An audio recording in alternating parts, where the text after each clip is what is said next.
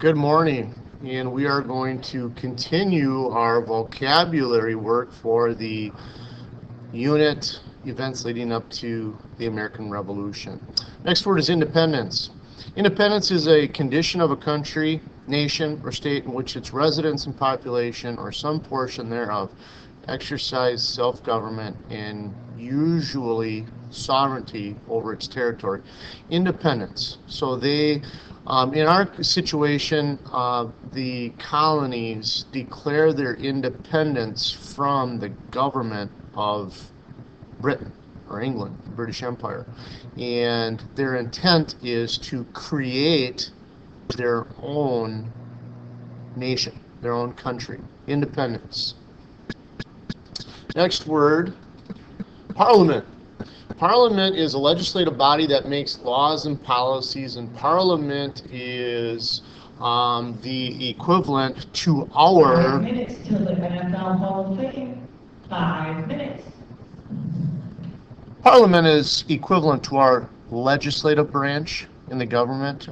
Parliament is usually equated with the legislative body in England.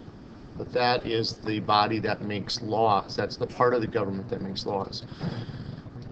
Customs duties, a payment or tax on imported goods. Okay. Nowadays, we just call it import tax. But duties is another word for taxes. And in the colonial period, the British government put taxes on certain goods. Revenue, the income of a government from taxation. The money that the government takes in from taxes, their income per se is called revenue.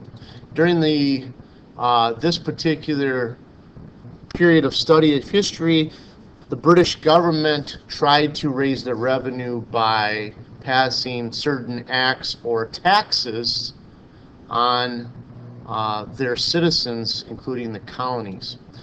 To repeal something means to cancel, amend, or reverse, or to abolish, to get rid of, repeal, to cancel.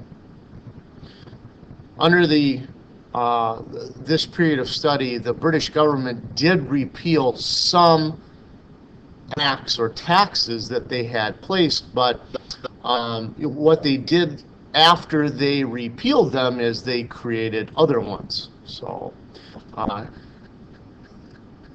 one of the taxes that they repealed was the stamp tax or Stamp Act. Tyrant. Tyrant is a word associated with a ruler or a leader that is cruel or harsh, who controls government for personal interests or uses his power in a very negative way. And the patriots, or a lot of the colonists, would commonly refer to the King of England as being a tyrant. More modern day examples of tyrants would be your Benito Mussolini, your Adolf Hitler, Joseph Stalin, Saddam Hussein, tyrants. Muammar Gaddafi. Our next word, alliance, is a close association of nations or other groups to advance common interest or causes. Allies are people that, people that are, or groups are, that are working together because they have a common cause, a common interest. We have allies during the French and Indian War, and we also have allies such as the French and some Indian groups during the American Revolution. Mercantilism. Mercantilism is an economic theory that predates capitalism. It's a practice of creating and maintaining wealth by carefully controlling trade. Mercantilism. Mercantilism, as long as something has value, it's marketable.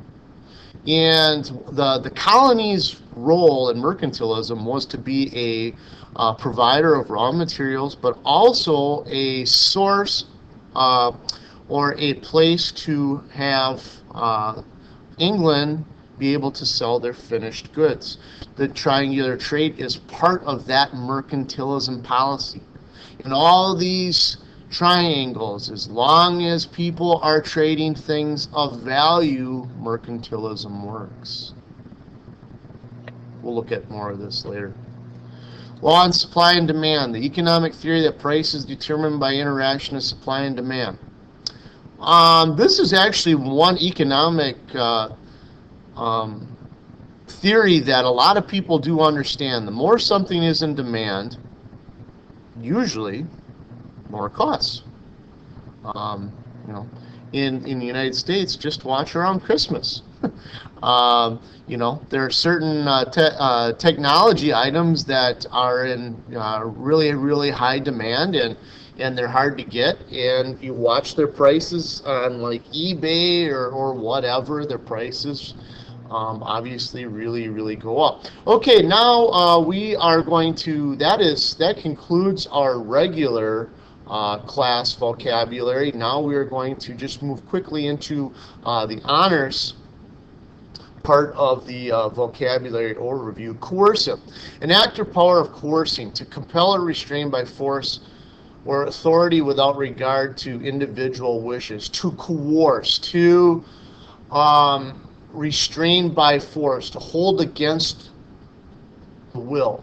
Okay, coercive acts. There were coercive acts passed by the British government, or that's how they were referred to by the colonists. We will get more into that. Writ of assistance. Writ of assistance is a general search warrant. And during this period of time, they were actually, you know, the British government wanted to look for smuggled goods. They wanted to look for things in people's homes, and it caused quite the stir. Writ of assistance. Effigy, to represent a person, for example, statue or figurine. They're commonly burned or hanged in town villages. I'm sure now in Green Bay they might be hanging some NFL officials in effigy. Radical, a person who holds or follows strong convictions or extreme principles. These people are usually the people that go above and beyond. They are radicals. Okay. During the American Revolutionary period, a lot of people would consider the Sons of Liberty to be a radical group. Grievances, wrongs considered as grounds for complaint or something believed to cause distress.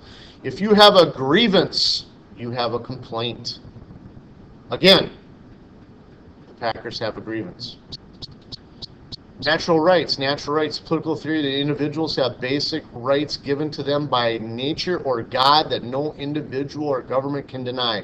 Natural rights are considered to be life, liberty, and the pursuit of happiness, directly stated in the Declaration of Independence and our Constitution.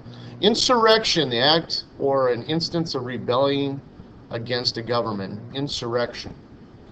The British government would have viewed a lot of the actions by the colonists as being insurrection. Okay, that concludes our trip through our vocabulary words. Good luck, and let the history forces be with you.